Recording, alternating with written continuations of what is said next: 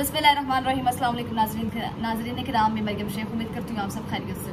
नाज़रीन किराम, मियाँ चन्नू का एक मज़दूर, एक दिहाड़ीदार मज़दूर, उसको डाकुओं ने उठा लिया कच्चे इलाके से उसको उठाकर जो है वो साथ ले गए अपने, और अब उसके घर वालों से 70 लाख रुपए तावान मांगा जा रहा है। किस तरह से उसको उल्टा करके लटकाया गया है, उस पर तशद्दुद किया जा रहा है और उसके घर वालों से 70 लाख तावान का मुतालबा किया जा रहा है। आप उस बेचारे की हालत देखें कि क्या उसकी हालत देख के लगता है कि उसके घर वाले 70 लाख रुपया दे सकते हैं? क्या उसके वालिदैन इस काबिल होंगे? जो खुद एक मजदूर है, एक दिहाड़ीदार तबके से ताल्लुक़ रखता है, वो किसी को 70 लाख रुपए कैसे देगा? उसकी माँ का रो रो के बुरा हाल हुआ है, निढाल हुई पड़ी है वो गम से कि उसका बच्चा जो है वो उसको उठा के ले जाया गया, और इस तरह से तावान की जो है अपील की जा रही है। उसके घर वालों से तावान मांगा जा रहा है, वो भी छोटा मोटा नहीं, 70 लाख रुपए। मुझे बताएं कि ये कौन सी वो आईजी जो है, हमारे आईजी वो सिंध के जो है वो आकर रोज बैठते हैं जियो पे और प्रेस कॉन्फ्रेंस करते हैं कि जी कच्चे के इलाके में हमारी पुलिस का ऑपरेशन इस वक्त जारी है, डाकू मार दिए, पकड़ लिए, कर लिए, ये कर लिया, वो कर लिया।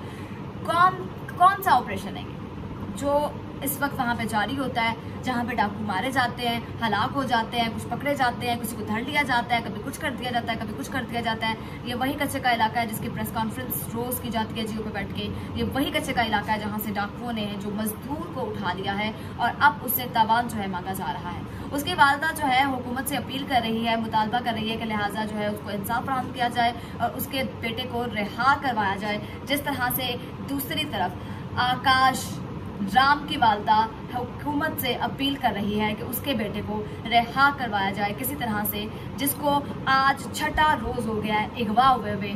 एक सिंपल सादा कपड़ों में मलबूस लोग आते हैं, उसको धक्के के साथ गाड़ी में बिठाते हैं और अपने साथ ले जाते हैं। उसकी माँ कहती है कि मेरा बेटा हिंदू जरूर है मगर है तो पाकिस्तानी। ये बहुत बड़ा सवाल का निशान है पाकिस्तान की हुकूमत पे, पाकिस्तान के ऊपर।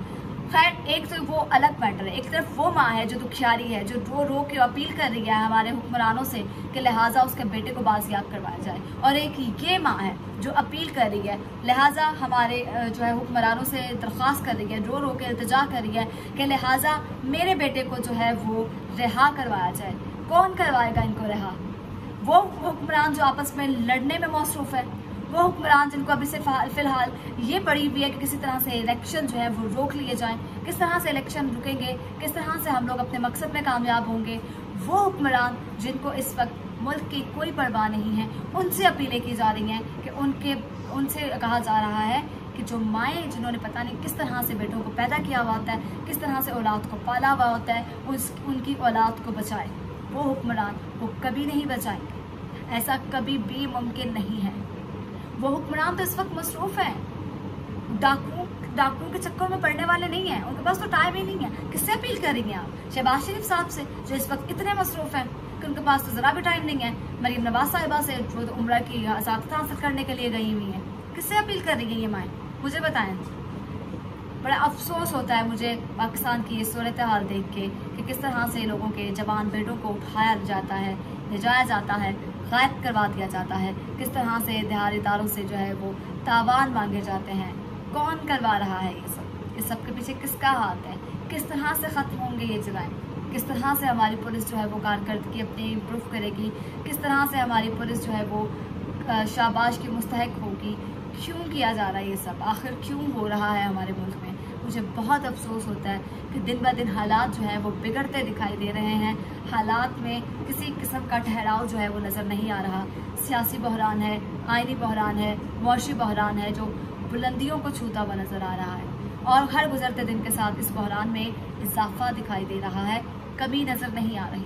बहुत अफसोस होता है मुझे, आप यकीन करें। मैं कहती हूँ उन माओं के दिलों पे क्या गुजरती है जिनके बेटों को यूँ उठा लिया जाता है। वो माँ किसके दर पे जाके, किसका दरवाज़ा खटखटाए जिसके बेटे को यूँ उठा लिया गया? उसे 70 लाख रुपए मांगे जा रहे हैं। कहाँ से देगी वो 70 लाख रुपए? बुरी औरत है, वो कमा नहीं सकती, कहाँ से देगी? कितना सामान होगा उसके घर में जिसको बेच के वो तुम लोगों को 70 लाख रुपए देगी? मैं जो है वो कर सकती हूँ, इतना ही कर सकती हूँ कि मैं उनके हक में आवाज़ बुलंद कर सकती हूँ अपने प्लेटफॉर्म के ज़रिए, सोशल मीडिया के ज़रिए। मेरी आप सबसे रिक्वेस्ट है कि प्लीज़ मेरा साथ दें। मुझे ज़रूरत है, उन माओं को ज़रूरत है हमारे साथ की, उन माओं को ज़रूरत है कि उनके हक में आवाज़ बुलंद की जाए।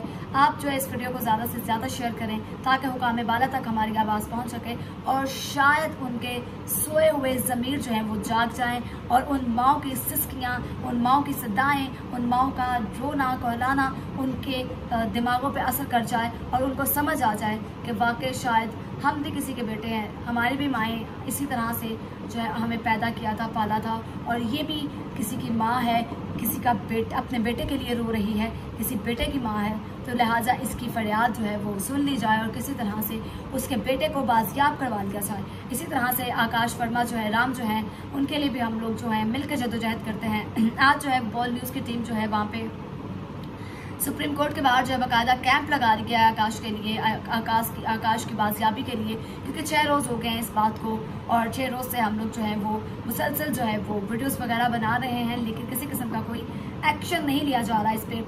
आज आज जो है जनाब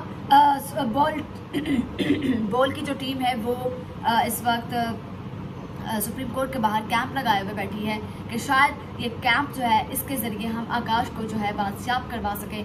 आकाश की फैमिली भी वहाँ पर उनके साथ मौजूद है।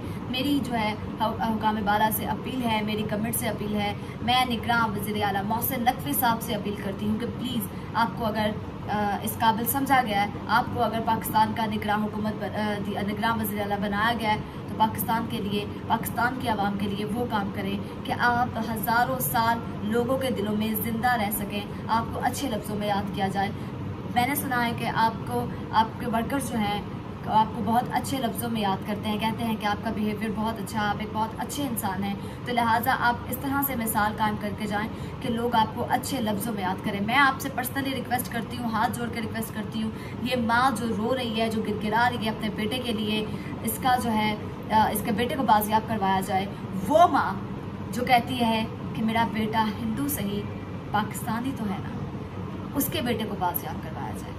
प्लीज़ मेरी आप सबसे पर्सनल रिक्वेस्ट है कि ये माएँ जो होती हैं इन्होंने बड़े वक्तों के साथ औलाद को पैदा किया हुआ होता है, बड़े वक्तों के साथ पाला हुआ होता है, लिहाजा इनके दर्द को समझें, लिहाजा इनकी सिस्कियों को समझें, लिहाजा इनके दुखों को समझें और उनका मदावा करें, तमाशा नहीं देखें। आपसे रिक्वेस्ट करते हैं, आपसे इल्तिजा करते हैं और मैं अपने देखने वालों से भी इल्तिजा करती हूँ, अपने व्यूवर से भी रिक्वेस्ट करती हूँ कि इस वीडियो को ज़्यादा से ज़्यादा शेयर करें ताकि हम जो है इन माओं की आवाज़ बन सकें, इनके बेटों को बाजियाब करवाने में कुछ छोटा मोटा किरदार अदा कर सकें। उम्मीद करती हूँ आपको वीडियो पसंद आई। अगली वीडियो तक के लिए अपनी मेज़बान मरियम शेख को दीजिए इजाज़त। अल्लाह के बाद।